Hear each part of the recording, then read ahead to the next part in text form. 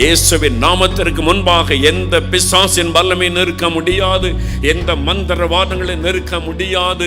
அவர் இலவசமாய் நமக்கு விடுதலை தருகிறவர். இயேசுவினிடத்தில் வரும்போது எவ்வளவு பணம் கொண்டு வருவாய் என்று அவர் கேட்பதில்லை.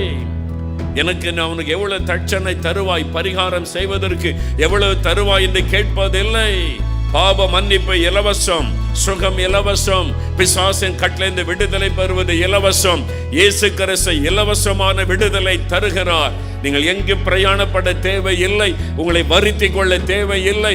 இருக்கிற இடத்தில் என்று கூப்பிட்டாலே அந்த இடத்தில் வந்து அற்புதம் செய்கிற ஒரே ஒரு இரட்சகர் இயேசு.